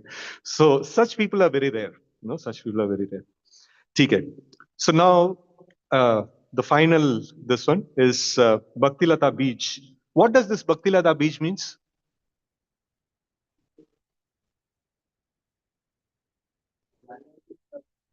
Desire to serve the Lord. Okay. Bija means desire, no? Okay. Then any other definition? Bhaktilata Beach. अरे बीज है भाई, लकड़ी पर अभी तक है नहीं. Huh? Initiator. Okay. Okay. Nice. Okay. Let's see. Now, Śrīla Prabhupada says, Bhaktilata means the seed of devotional service. Everything has an original cause or seed. For any idea, program, plan, or device, there is first of all contemplation of a plan, and that is called bija or seed. The methods, rules, and regulations by which one is perfectly trained in devotional service constitute the Bhaktilata Beach. What is Bhaktilata Beach? Methods, rules, and regulations constitute the Bhaktilata Beach. You know? And the Bhaktilata Bija is received from the spiritual master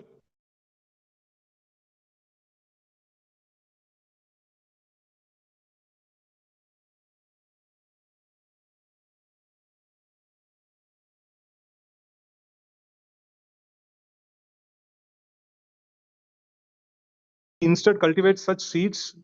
Sorry. not fortunate enough to receive Bhakti Lata Bij, he instead cultivates the bija of karma or jnana or political bija or philanthropic bija or something like that. However, Bhakti Lata Bij is different from these other bijas. Bhakti Lata Bij can be received only through the mercy of the spiritual master. So what is this bija? These are all the bijas. No, one bija is Kevala Bhakti, another bija is like prominently Bhakti and Jnana and Nishkama Karma, and another bija is Nishkama Karma is prominent, along with that Bhakti and Jnana is there. So this 24/7 activity, so in Vedic system, like you produce knowledge by a culture. Culture means 24/7. So all the activities that you are performing, right from sleeping to getting up to eating to taking bath to everything, must be based on the Vedic rules and regulations. When you perform an activity like that, so then it becomes a bija. That process becomes a bija. It is capable of producing the result of a nice creeper, of bhakti creeper. But if this, like, what is the other alternative than this? If I include little bit of offenses, the creeper will not come. If I include little bit of adharmic activities, anya bilashita, into this, the creeper will not come, right? So it has to be as pure as like this. The components of bhakti, jnana and karma are allowed. Bhakti jitna jyada ho sakta hai, kar sakte hain. And then jnana and karma can be done, to the extent it doesn't cover bhakti. And it has to be God by the mercy of the spiritual master.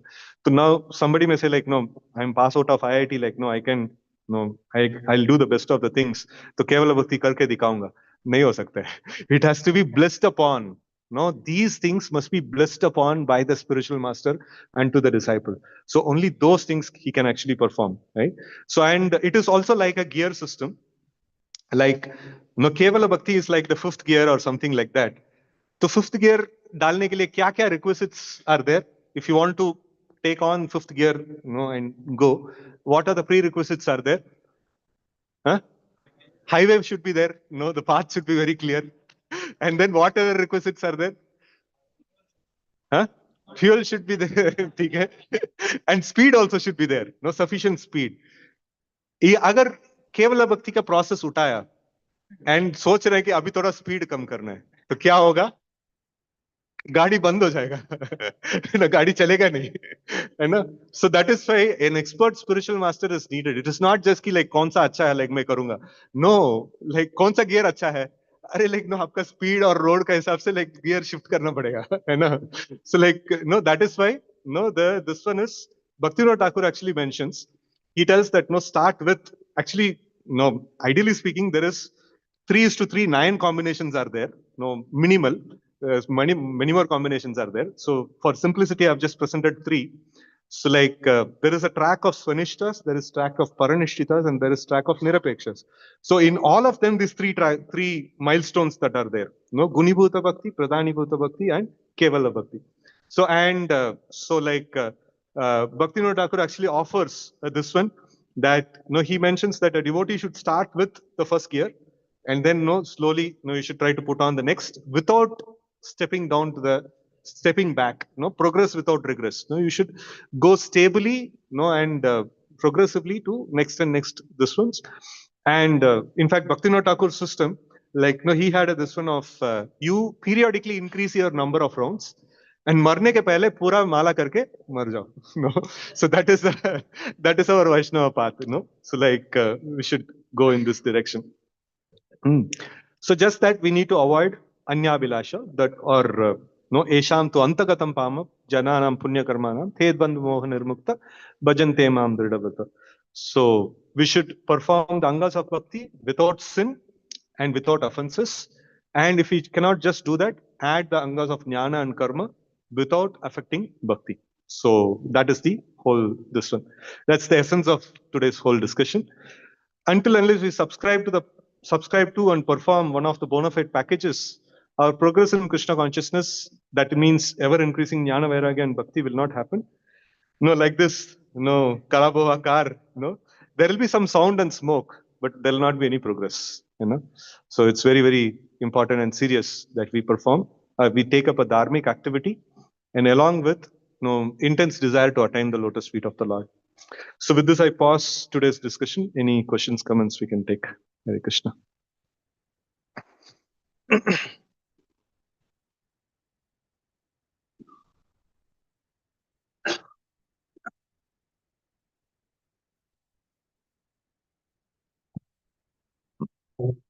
Thank you very much for the class that we have in the description of Bhakti and different books.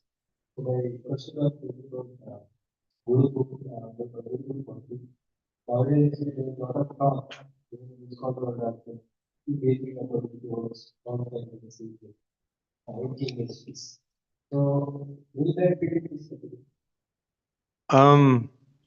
Where, which ashram you are talking about? No, in the Grahastha ashram, definitely that is there. But in the Kevala Bhakti and all, there is no question of this one's inclinations and things like that. They may be specifically attracted to a specific form of bhakti. No, that is different. That is different.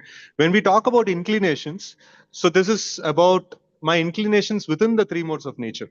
No, so that is specifically dealt with in karma. No, so not in jnana and bhakti.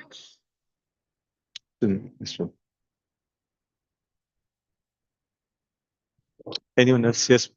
Thank you so much for the alternating between different kind of yoga, we talked about and then connecting them together, and then finally proving the superiority of the for all of them. Sometimes when we have so much technical details, then we don't allow this.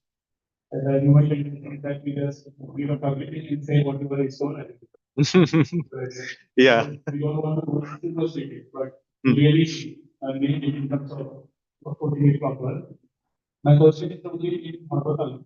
In different places, we see that, for example, in case of Pracheta, or in case of Maharaj Prabhu or Maharaj Devi, they don't seem to be doing any of these packages that we talk about. For example, either they will be doing only Ashtanga Yoga or Jnana Yoga. They cannot do that without bhakti. So now, for example, Prachetas, what did they do? So like they got a transcendental sound vibration from Lord Shiva. No, so they like meditation on the like glories of the Lord, name of the Lord, form of the Lord, all those things they were doing. So it's like perfectly within the Navavida Bhakti. Yeah. Without bhakti, see, even if you see the angas of jnana, like what is it? Bhakti Ravya Bicharini and Vivikta Desha Sevitvam and things like in that Mai Chayananya Yogena Bhakti Ravya Bicharini, right? So like even in the items of knowledge, you cannot like when there is a logical package of knowledge that is presented, it will have the angas of bhakti in it. No, without that, the angas of knowledge cannot be put only actually. When we are talking about bhakti, when we talk about it, No. See, bhakti has many different meanings. Bhakti as a process means the 64 items, right? So, like bhakti as an what is bhakti if you call? Okay, these 64 items are called bhakti, no? Or Navavida bhakti is called bhakti. And what is bhakti yoga? Now, when you call what is bhakti yoga, so it can be bhakti yoga in like means karma yoga, which is called as bhakti yoga, or it is pradhanivata bhakti called as bhakti yoga, or kevala bhakti called as bhakti yoga. Any of these things can be called as bhakti yoga, right? So, like which will include karma and jnana as well. No, that is why in the Uttama Bhakti definition also, like Rupa Goswami gives, Anyabilashita Shunyam, Jnana Karmadi Anavritam. He includes jnana and karma over there. No, it is not that only bhakti has to be performed, only the 64 items has to be performed. No, he didn't tell that. He told you can perform jnana and karma to the extent it doesn't cover bhakti. No, even in fact, Bhaktivinoda Thakur also in his bhajans, no, he says bhakti anukula matra karyera svikara. No, so he mentions that. So in the Shadanga Sharanagati, no, in the bhajan, so he mentions this bhakti anukula matra karyera svikara. So you can accept jnana and karma to the extent it doesn't contradict bhakti. So, like that is when you call bhakti, it may include jnana and karma as well. Most of the big personalities, that is sort of a thing. They're actually either ending up pursuing Bhagavad or pursuing teachers. So are these also like Yes, yes, yes. Vishnu Aradhana. Yes.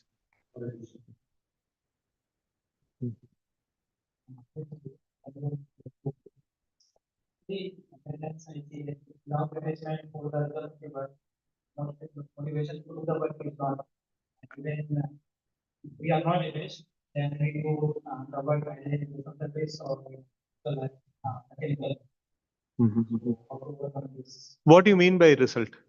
That means, let's say it was surface and That is not considered to be result. No, no, no, no. See, sakama means it's a technical word. You cannot extend it, no, everywhere actually. Performing devotional service with desire for name, fame, glory, or no, like janam, no, and things like that and all. That is a deficiency in the way of performing the angas of bhakti. It cannot be called as no, like sakama. Like that is sakama when you call, it is the results of the angas of karma. That is technically like in the process of karma, like the results, like no becoming, no going to heavenly planets or no becoming rich in this world or like janma, aishwarya, shuta, shri and things like that. So being attached to those things is called sakama. Right. So in devotional service, if you're attached to, so then that is covered in the this one, like what is it, anartha nivriti. No, this is anarthas and devotional service. That is not considered to be sakama. No, so it's anarthas and devotional. That is a different category. It may look alike, no, but it is dealt with separately as anarthas and devotional service. No?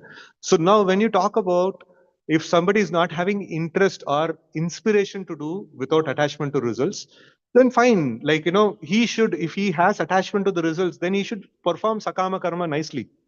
So then over a period of time, he'll come to nishkama karma. So then from there, like he will progress. Nishkama karmis and Nishkama karma yogis and then like jnana yogis and all these people also have inspiration. Their inspiration is, oh, my lust, anger, greed is reducing. My heart is getting purified. So that is their inspiration to perform more like diligently their activities. So two things. One is either bhukti, mukti, siddhi and things like that is driving you, or no, the thing that is driving you is reduction of lust, anger, greed and getting closer to the Supreme Lord or developing more attachment to the holy name and things like that and all. So that drives a person to become diligent in following the rules and regulations. Hare Krishna. Yes, who is?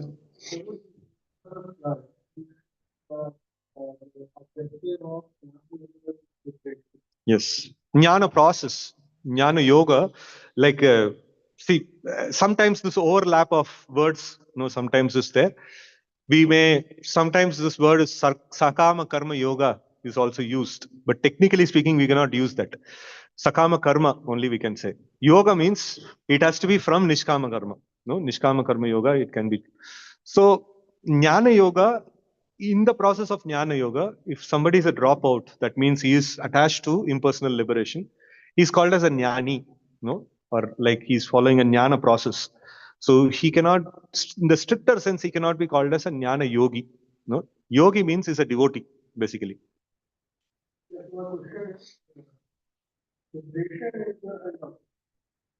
Liberation?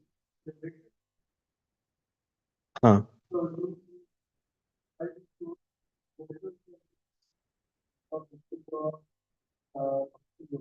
Hmm. Hmm.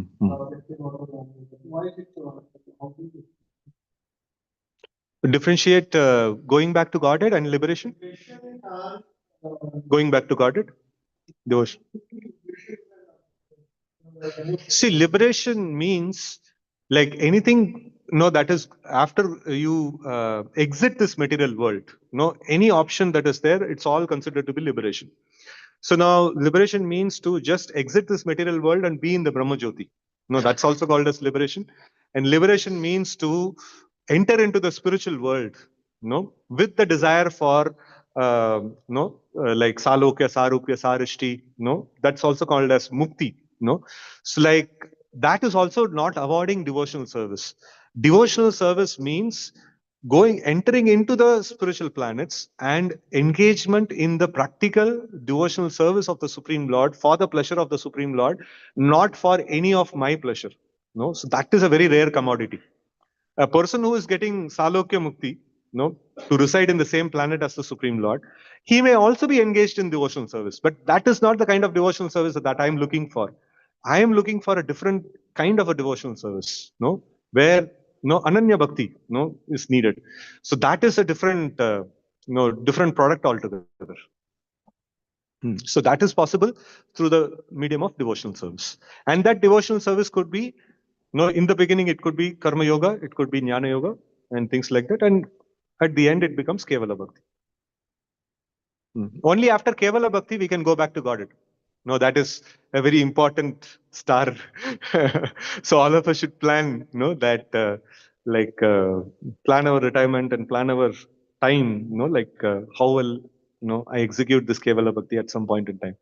Yeah. Hare Krishna. Yes, ma'am. And so, you mentioned that outcome of Jnana and Jnana. So can you explain it more little, how it happens? No, avratam of jnana karma nahi. Avratam of bhakti, no, with by jnana and karma. So that means why are you not supposed to do demigod worship in order to make spiritual advancement, in order to make advancement in jnana vairagya? Because if you perform demigod worship, no, whatever chanting you are doing, no, it will not produce advancement in jnana vairagya. No, because demigod worship is primarily performed based on kamestasya jnana. So there is another form of demigod worship is also there, which the Swanishtas perform. So, but they see the demigods as great spiritual authorities who are nice devotees of the Lord, and then they go to the Krama Mukti basically, go to the heavenly planets and things like that. But that kind of an understanding is not prevalent, at this point in time. So any kamya karma, I am doing a particular thing for getting a material benefit. So if that kind of an equation is there, then immediately my advancement in jnana vairagya is stopped. No, so that is bhakti avrita. No, bhakti avrita. It covers bhakti. It doesn't allows bhakti to produce its result. No, so that such kind of a thing is called covering of bhakti avritam. Yeah. Attachment to impulsive liberation is a low-hanging fruit, easily we can understand. So, and then there are many other jnana processes wherein you may get diverted into that, and then not coming to the point of making progress towards attaining the lotus feet of the Lord. So then in jnana avrita means you will actually make advancement in jnana vairagya, but only to a certain extent. Beyond that you will not. No, only till self-realization it will happen. God realization will not happen. No, so such a this one is, it just stops over there. Many attractive things are there in jnana. If just for simplicity, I'll just explain. In the material things like gulab jamun is very attractive. Higher package in the office is very attractive and things like that. Imagine, this is like very low grade things, the material external things. Imagine the fruits of jnana and yoga. It's so very attractive. Very attractive. If a person can fall for gulab jamun, he can very easily fall from jnana attractions and yoga attractions. So one has to be very, very careful that I want to attain the lotus feet of the Lord. I want to go back to Godhead. So when will I develop attachment in the holy name? When will I develop attachment to study of Śrīmad-Bhāgavatam? So like that, one has to be one's aspiration has to be very, very clear. Otherwise, the attractions are going to become very, more serious and serious and serious as we progress. So it's if the attractions will be more difficult to handle, as we make further progress. Hare Krishna. Hare Krishna, first of all, thanks for the great session. Actually, my question was, so basically there was where we discussed the classification of the distinct side. So where is said that serving of certain social sector and Yati for Yan in order to attain our education. And but like it was follow the curriculum process, right? Without self-certification and to attain the lotus feet of the goal, then it is considered Bhakti. Initial definition of bhakti. yes. So my question is like in bhakti as well, like a person will expect the lotus feet of the Lord, right? Or maybe like for that reason, like I'll get to Spiritual world go and, to the and render devotional service and things like that. So that is also an expectation of No. See, what is considered to be expectation is something like, see, now if you are employed in a company for executing a particular project and you also expect to reach the goal, so that is in line with the expectation of the organization. That's not a problem. But you have another expectation apart from whatever is being asked for. So then that is a problem, right? So now, no, this hand is meant to assist me in my activities. If it is perfectly assisting me, no, that's very good. But if I want to lift this mobile, but I'm not able to, no, it is not cooperating with me, right? So then it is an obstruction in this one.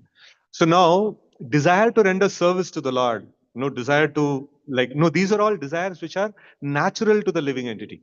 No, I am part and parcel of the Lord as much as this hand is part and parcel of my body. And to expectation in the devotional service is quite natural and very intrinsic to the soul. No, it is not foreign to the soul. The desires in the bhakti are very much native to the soul, actually. No, it is not something different from the soul. So, like, so that is why, like, they are very, very much the self, like, identity of the soul itself. The Shravanam, Kirtanam, Smaranam, these are all original activities of the soul. Even after going back to Godhead, we'll be doing this. No, so they are not considered to be a different kind of a desire.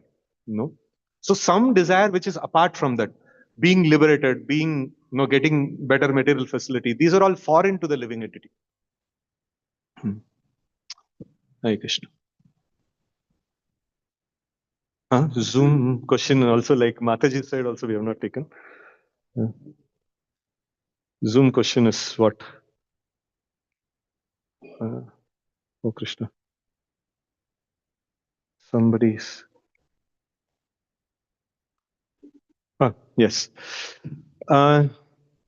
Suppose if one is practicing Karma Mishra Bhakti, it is necessary for him to enter into Jnana Mishra Bhakti and Yoga Mishra Bhakti and then finally Shuddha Bhakti. See, Karma Mishra Bhakti and then like Nishkama Karma and then Kevala Bhakti or like Pradhani Bhuta Bhakti. That's one track. And then Karma Mishra Bhakti to Jnana Mishra Bhakti and then like Nishkama Karma and then getting out of like no to this one Shuddha Bhakti is one track. Karma Mishra Bhakti, Jnana Mishra Bhakti, Yoga Mishra Bhakti, and from there again Nishkama Karma, or like from there also, like if their no material desires are removed or Bhukti Mukti Siddhi Kamna is removed, so they can go back. So it is like multiple different trajectories are there. So one has to see, like it's based on his inclinations, his desires and things like that. So the path he has to take. He has to take a proper path. Yes. Hare Krishna. On all these parts, my I have a related question. Mhm. On all these parts, is it necessary that one has to go to Karma, Jnana, and then Bhakti, or there is a bypass that? Because whatever develops or we they also tell us previous tracks that Yes, yes. so is Yes, yes. it Generally speaking, no, just like as you start your bike, no, first you put the first gear, get some momentum, then put second gear, get some momentum, then no, like that. It's over many lifetimes. No, we make this progress. No, progress in Jnana Vairagya. Some cases are there without any samskara. Mrigari, no, for example, it's like no, वो तो like उनका गाड़ी reverse में जा रहा था. No, adharma means reverse में जा रहा है, and not even station. So, but then Narad Muni is like express, no, is going, and then he just put a hook onto that express vehicle, and he also took directly. He put the fifth gear and started. It is possible, technically possible, but practically speaking, as a sadhana bhakti, it requires gear. No, it requires gradual shift. So one should perform Nishkama Karma and then gradually. This one that is explained in Bhagavad Gita, the progression that is explained in Bhagavad Gita is Nishkama Karma, and then all of that is pure devotional service. So Nishkama Karma and Pradhani Bhuta Bhakti and Kevala Bhakti. So this is how Krishna wants Arjuna to make progress. So he doesn't want Arjuna to get into Jnana Mishra Bhakti or Yoga Mishra Bhakti. So if you carefully see in Bhagavad Gita, when Krishna is talking about Jnana, he has this one of criticism, or like he's like he's telling Arjuna that don't get into this path. This is a path is there, but don't get into this. And yoga also, he says like, no, don't get into this path. So Nishkama Karma, he says, and after that he glorifies Pradhani Bhuta Bhakti and Kevala Bhakti. Like that. Yes.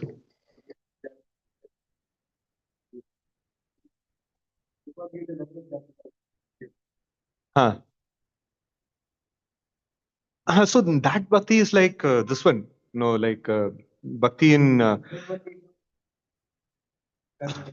karma jnana and things like that. That is like karmi.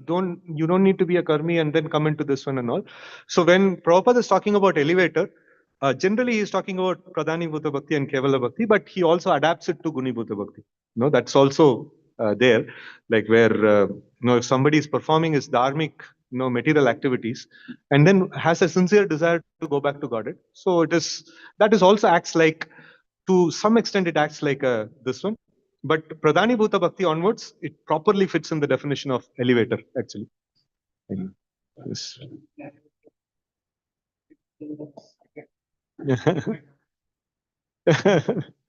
Yes. Mataji's side, anybody has any questions? That's it, no? Okay. Fine.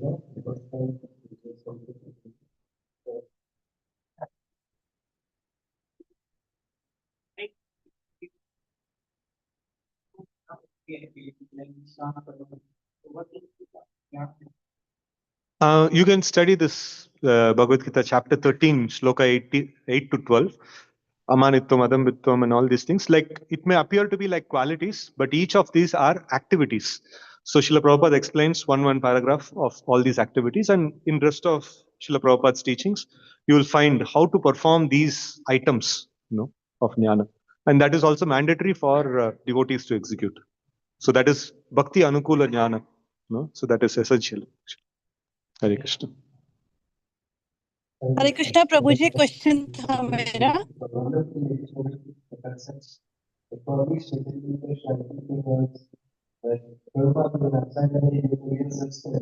Many times we heard from many people about this, building your devotion. But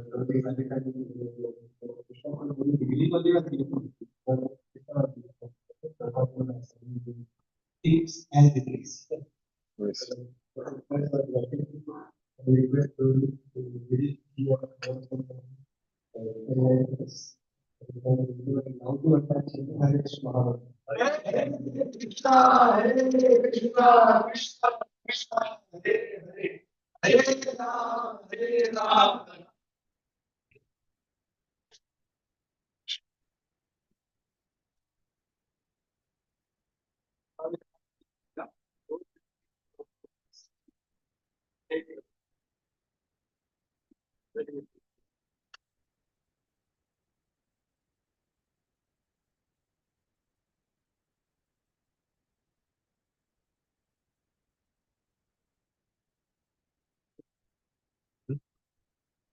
How do you use washroom? Then you people start.